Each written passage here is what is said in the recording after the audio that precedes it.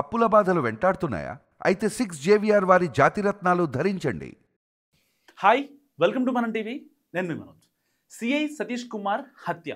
So YCP వాళ్ళేమో లేదు చంపేశారని చెప్తున్నారు. ఇండైరెక్ట్గా వాళ్ళు కూడా అదే చెప్తున్నారు. అండ్ కూటమి సర్కార్ ఏం చెప్తుంది? లేదు ముమ్మాటికి హత్యే అని చెప్తున్నారు. అసలు సిఐ సతీష్ కుమార్ ఎలా చనిపోయాడు? కొంతమంది చెప్తారు లేదు నిజంగా సిబిఐ వాళ్ళు ఒకవేళ గనక ప్రొటెక్షన్ ఇచ్చి ఉంటే బతికుండేవాడు, అంత దారుణ హత్యకు గురయ్యేవాడు కాదు అని కొంతమంది చెప్తున్నారు. అసలు జరిగింది ఏంటంటే, ఆల్రెడీ సిఐ సతీష్ కుమార్ గారు ప్రధాన సాక్షి. పరకామణి కేసులో ఏదైతే కొన్ని డాలర్లు దొంగతనం చేశారో ఆ కేసులో ఈయన ప్రధాన సాక్షి. ఈయన చెప్పే సాక్ష్యం మీద చాలామంది ఎవరైతే అక్యూజ్ ఉన్నారో వాళ్ళంతా కూడా 1000 కళ్ళు పెట్టి ఎదురు చూస్తున్నటువంటి సందర్భం. ఆల్రెడీ ఒకసారి ఈయన విచారణకి హాజరయ్యారు. సిబిఐ విచారణకి తిరుపతిలో జరిగింది. దానికి విచారణకి హాజరయ్యారు. వాళ్ళు సిబిఐ అధికారులు అడిగిన ప్రశ్నలన్నింటికి కూడా ఈయన ఏమాత్రం పొల్లుపోకుండా, ఏమాత్రం జంకకుండా అన్ని ఆన్సర్లు వాళ్ళ దగ్గర పెట్టినటువంటి పరిస్థితి. అయితే నవంబర్ 2వ తారీఖున విచారణ జరిగింది. అండ్ మళ్ళీ నవంబర్ 13వ తారీఖున విచారణకి రమ్మని ఆయనకి ఆదేశాలు ఇచ్చారు. సరే, సతీష్ కుమార్ గారు ఏం చేశారు? ఇంతకుముందు ఈయన విజిలెన్స్ డిపార్ట్మెంట్లో వర్క్ చేసేవాళ్ళు టీటీడీలో. సో అప్పటి నుంచి ఈయన కొన్ని ఏదైతే అన్యాయాలు అక్రమాలు జరుగుతాయో వాటిపైన కొంచెం ఉక్కుపాదం మోపుతారు అనమాట. అన్యాయాలు సహించే వ్యక్తి కాదు అందరిలాగా. ఎక్కడో కొంతమంది ఉంటారు ఇలాంటి వాళ్ళు. ఇలాంటి వాళ్ళే చాలా దారుణంగా పోతారు. అది అందరికీ తెలిసిన విషయమే. సో ఏమైందంటే, గుంతకల్లో నవంబర్ 12 ఈ నెల గుంతకల్లో ఆయన ట్రైన్ ఎక్కారు. గుంతకల్లు టు తిరుపతి రావాల్సింది కాబట్టి విచారణకి, సిబిఐ విచారణకి. ఈ నేపథ్యంలో ఆయన 1 గంట ప్రాంతంలో తెల్లవారుజామున కరెక్ట్గా నడిరేత్రి ఆ టైంలో ఆయన ఈ తాడిపత్రి దాటిన తర్వాత కౌములి అనే ఒక స్టేషన్ దగ్గర దారుణ హత్యకు గురయ్యాడు. ఆ రోజున స్పాట్కి వెళ్ళిన తర్వాత ఎవరో పోలీసులు సమాచారం ఇచ్చారు. దాని తర్వాత సతీష్ కుమార్ గారి బంధువులు వచ్చారు. బంధువులు వచ్చిన తర్వాత లేదు అసలు ఇది ముమ్మాటికి హత్య అని చెప్పి వాళ్ళ బంధువులు చెప్పడంతో అప్పటిదాకా అనుమానాస్పద మృతిగా కేసు నమోదు చేసిన పోలీసులు లేదు ఇది చంపేశారు అని చెప్పి కేసు విచారణ స్టార్ట్ చేశారు. ఈ కేసు విచారణ స్టార్ట్ చేసిన తర్వాత ఈయన చెప్పే కీలకమైన విషయాలు ఏవైతే ఉన్నాయో అవన్నీ, ఆ నిజాలన్నీ కూడా ఇప్పుడు ఆయనతో పాటే బూడిదైపోయిన పరిస్థితి. పోనీ నిజాలు చెప్పేవాళ్ళు ఇప్పుడు ఎవరైనా ఉన్నారా ఈ కేసులో?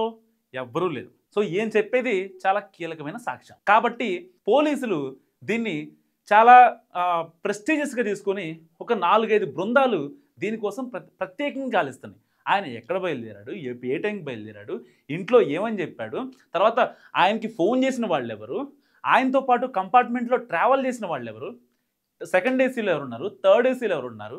ఎందుకంటే ఆ రాయలసీమ ఎక్స్ప్రెస్ దాదాపుగా 100 to 120 కిలోమీటర్ స్పీడ్తో వెళ్తూ ఉంటుంది. సెకండ్ ఏసీలో ఉన్నాడు ఆయన.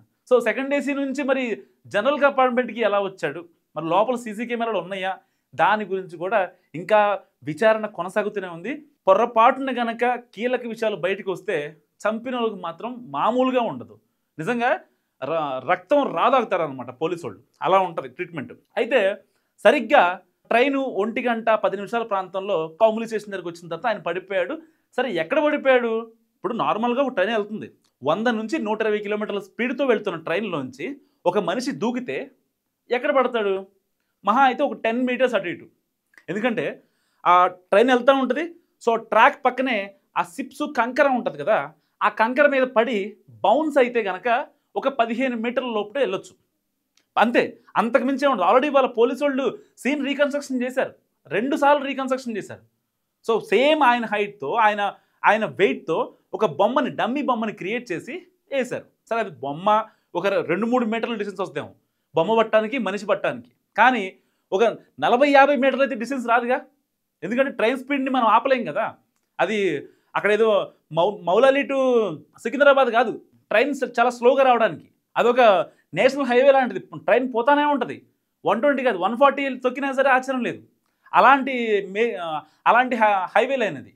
సో పోలీసులు రీకన్స్ట్రక్షన్ చేసి తేలింది ఏంటంటే మహా అయితే 10 ఫీటు, మహా అయితే 15 ఫీటు, అంతకు మించి డెడ్ బాడీ పడే అవకాశం లేదు. ఒకవేళ ఆయన సూసైడ్ చేసుకుందాం అనుకున్నా సరే. సో పోలీసులు చేసిన రీకన్స్ట్రక్షన్ సీన్ ఇది కదా. కానీ ఆయన బాడీ ఎక్కడ పడింది? దాదాపుగా ఒక 200 మీటర్ల దగ్గరలో పడిపోయింది. మరి ఈ మధ్యలో దూరం ఎవరు చేశారు, ఈ మధ్యలో దూరాన్ని ఎవరు పెంచారు అనేదే ఇక్కడ సస్పెక్ట్ అయిన విషయం. సో ఏదేమైనప్పటికీ ఒక నిజాన్ని తొక్కేశారు, ఒక నిజాన్ని చంపేస్తే ఇక ఆ నిజం బయటికి రాదు, ఎట్టి పరిస్థితుల్లో బయటకు వచ్చే ఛాన్స్ లేదు.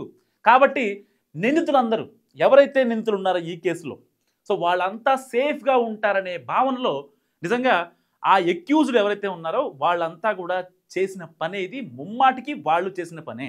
ఎందుకంటే సిఐ సతీష్ కుమార్ డ్యూటీ పరంగా హానర్గా ఉన్నారు అండ్ డిపార్ట్మెంట్ పరంగా లాయల్గా ఉన్నారు. ఎలాంటి అరాచకాలు అక్రమాలు జరిగినా సరే ఆయన కళ్ళ ముందు జరిగితే మాత్రం ఆయన తట్టుకునే వ్యక్తి కాదు అని చెప్పి వాళ్ళ తమ్ముడు, వాళ్ళ కుటుంబీకులు అంతా కూడా గట్టిగా ముక్త కంఠంతో చెప్తున్న మాట. దాంట్లో ఏమాత్రం మొహమాటలేదు కదా. మరి అలాంటి వ్యక్తి దిక్కులేని చోట దిక్కులేని స్థితిలో ఎందుకు చనిపోయాడు, ఎవరు చంపేశారు, ఎవరికి అవసరం ఉంది, పోనీ వాళ్ళ ఫ్యామిలీకి ఏమన్నా గొడవలు ఉన్నాయా? జీరో, ఏమి లేవు. మరి ఇన్నాళ్ళు ఎప్పుడో 2023లో ఒక కేసు అయితే, పరకామణి కేసు గురించి ఒక కేసు జరిగితే దాన్ని లోక్ అదాలత్లో వేసి దాన్ని డ్రా చేయించేసుకొని మళ్ళీ బయటకు వచ్చిన తర్వాత ఎట్టి పరిస్థితుల్లో ఆయన్ని మీరు విత్డ్రా చేసుకోవాలని చెప్పి విజిలెన్స్, అక్కడ టీటీడీలో ఎవరైతే ఉంటారో విజిలెన్స్ ఆఫీసర్స్ ఛార్జ్ షీట్ దాఖలు చేసి మరి ఆయన్ని ఎంత ఇబ్బంది పెట్టారో ఎవరికి తెలియదు. ఇవన్నీ తెలిసిన నిజాలు కాదా? మరి అలాంటి వ్యక్తి వాళ్ళ కుక్క చావు తెచ్చాడు అనకూడదు, కానీ కుక్క చావు తెచ్చాడు. ఆయనకంత దిక్కులేని స్థితిలో చనిపోయాడంటే ఎవరు చంపేసి ఉంటారో మనకు అర్థం కాలేదా ఈ పాటికల్లా? పరకామణి కేసులో ఇదే జరుగుతుంది. సో 3 విచారణ సంస్థలు హైకోర్టు ఆదేశాలతో ఇంత విచారణ చేస్తున్నప్పటికీ చాలా పకడ్బందీగా, చాలా పెద్ద ఎత్తున పెద్ద తలకాయల స్ట్రాటజీలతో ఈ వ్యక్తి హత్య జరిగిందనడానికి ఇవాళ పోలీసులు చేసిన రీకన్స్ట్రక్షన్ సీన్ ఎగ్జాంపుల్ కాదా నేను అడుగుతున్నా. నేను మాట్లాడిన దాంట్లో ఎవరంటే మస్ట్గా కామెంట్ చేయండి. ఎందుకంటే సిఐ సతీష్ కుమార్ చనిపోయాడు అనుకుంటారు, కానీ చనిపోయింది సిఐ సతీష్ కుమార్ మాత్రమే కాదు, ఒక నిజం చచ్చిపోయింది. ఆయన ప్రత్యక్ష సాక్షి, డాలర్లు దబ్బేయటం చూసిన వ్యక్తి సిఐ సతీష్ కుమార్. అలాంటి వ్యక్తికి కనీసం ఒక ప్రోటోకాల్ కూడా ఇవ్వకుండా ఒక రకంగా ప్రభుత్వాన్ని కూడా మనం నిందించాల్సిన పరిస్థితి. ఎందుకంటే అంత పెద్ద కేసు. సో రాష్ట్ర ఏదైతే విచారణ సంస్థలు ఉన్నాయో అవన్నీ కూడా విచారణ జరుపుతున్నాయి. కానీ ఇక్కడ సిఐ సతీష్ కుమార్కి ఈ ప్రోటోకాల్ ఇష్యూ ఎందుకు వచ్చింది ఏంటంటే, ఒకవేళ సతీష్ కుమార్ నాకు నిజంగా థ్రెట్ ఉంది అని చెప్పుకొని ఉంటే ఒకవేళ మనం రాష్ట్ర ప్రభుత్వాలను లేకపోతే కన్సర్న్ అధికారులను నిందించాల్సిన పరిస్థితి ఉండేది. కానీ ఆయన కూడా ఊహించని పరిణామం. నన్నెవరు ఇది చేస్తారులే, నేను ఎవరికి టార్గెట్ అవుతా, ఆల్రెడీ లాస్ట్ టైం ఇన్వెస్టిగేషన్కి వెళ్ళాను, ఇప్పుడు మళ్ళీ విచారణకి హాజరవుతా, సో ఎప్పట్లాగా జరుగుతుంది, ఇదంతా అంతా బాగానే ఉంటుంది అని అనుకున్నాడు.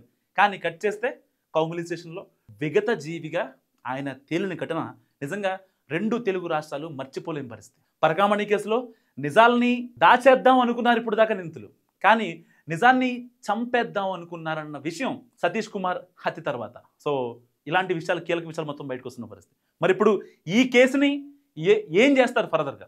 ఎందుకంటే ప్రధాన సాక్షే లేడు. మరి రవికుమార్ లాంటి అడ్డగొలుగు అధికారులు ఎవరైతే ఉంటారో, దాదాపుగా ఏదో చిన్న చిత్తగా టీటీడీలో ఉద్యోగం చేసుకుంటూ లక్షలు కాదు కోట్లాది రూపాయలు దేవుడికి దారాదత్తం చేసేంత స్ట్రాటజీ వాళ్ళకి within span of YCP టెన్యూర్లో వచ్చిందంటే వాళ్ళు ఇంకెంత ఉంటారు? నా దగ్గర ఒక 10 రూపాయలు ఉన్నాయి, ₹1 దేవుడికి వేస్తా, ₹2 దేవుడికి వేస్తా, నాకు నచ్చితే వేస్తా, నచ్చకపోతే రూపాయి కూడా వేయను. కానీ ₹10 ఇచ్చాను కదా, నాకు ఇంట్లో పిల్లలు ఉంటారు, ఫ్యామిలీ ఉంటుంది, నన్ను నమ్ముకున్న వాళ్ళు ఉంటారు, వాళ్ళ కోసం ఖర్చు పెడతా. అంతేగాని ₹10 వేసేసి నేను అడుగుతున్నా కదా. సో ఇది జరిగేది. కానీ సిఐ సతీష్ కుమార్ది ముమ్మాటికి హత్య అన్నది ఇవాళ పోలీసుల రీకన్స్ట్రక్షన్ సీన్లో కూడా తేట తెల్లమైన అంశం. సో దీని వెనక దర్యాప్తు చాలా గట్టిగా జరగాల్సిన అవసరం ఉంది. మీరేమనుకుంటున్నారో మస్తుగా కామెంట్ చేయండి. చూస్తూనే ఉండండి మనం టీవీ.